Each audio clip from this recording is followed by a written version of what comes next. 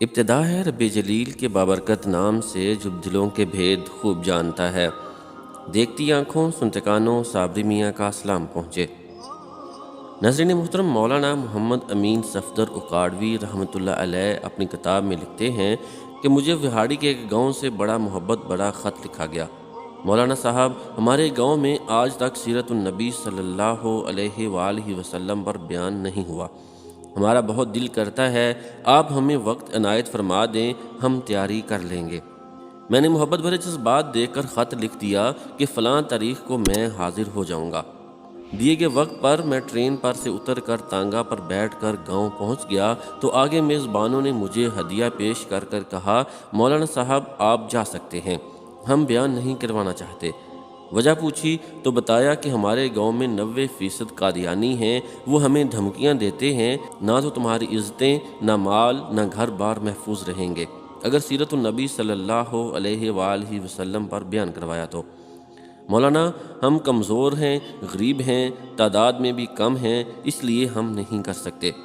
میں نے لفافہ واپس کر دیا اور کہا، بات تمہاری ہوتی یا میری ہوتی تو واپس چلا جاتا، بات مدینے والے آقا صلی اللہ علیہ وآلہ وسلم کی عزت کی آ گئی ہے، اب بیان ہوگا، ضرور ہوگا۔ وہ گھبرا گئے کہ حضرت آپ تو چلے جائیں گے، مسئلہ تو ہمارے لیے ہوگا۔ میں نے کہا، اس گاؤں کے آس پاس کوئی ڈنڈے والا یعنی با اثر یا غنڈہ ہے؟ انہوں نے بتایا کہ گاؤں سے کچھ دور نورا ڈاکو رہتا ہے، پورا علاقہ اس سے ڈرتا ہے۔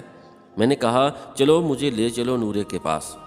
جب ہم نورے کے ڈیرے پر پہنچے تو ہمیں دیکھ کر نورا بولا، اج خیر مولوی کیویں آ گئے نے؟ میں نے کہا کہ بات حضور صلی اللہ علیہ وآلہ وسلم کی عزت کی آ گئی ہے، تم کچھ کرو گے؟ میری بات سن کر نورا بجلی کی طرح کھڑا ہوا اور بولا، میں ڈاکو ضرور ہاں پر بغیرت نہیں ہاں۔ وہ ہمیں لے کر چل نکلا، مسجد میں 3 گھنٹے بیان کیا اور نورا ڈٹ کر کھڑا رہا۔ آخر میں نورے نے یہ کہا کہ اگر کسی نے مسلمانوں کی طرف آنکھ اٹھا کر بھی دیکھا تو نورے سے بچ نہیں سکے گا۔ میں واپس آ گیا۔ کچھ ماہ بعد میرے گھر پر ایک آدمی آیا، سر پر امامہ، چہرے پر داڑھی، زبان پر درود پاک کا ورد۔ میں نے پوچھا، کون ہو؟ وہ رو کر بولا، مولانا میں نورا ڈاکو ہاں۔ جب اس دن میں واپس گھر کو لوٹا، جا کر سو گیا۔ آنکھ لگی ہی تھی کہ پیارے مصطفیٰ کریم صلی اللہ علیہ وآلہ وسلم میرے خواب میں تشریف لائے، میرا ماتھا چوما اور فرمایا، آج تو نے میری عزت پر پہرا دیا ہے، میں اور میرا اللہ تم سے خوش ہو گئے ہیں، اللہ نے تیرے پچھلے سب گناہ معاف فرما دیے ہیں۔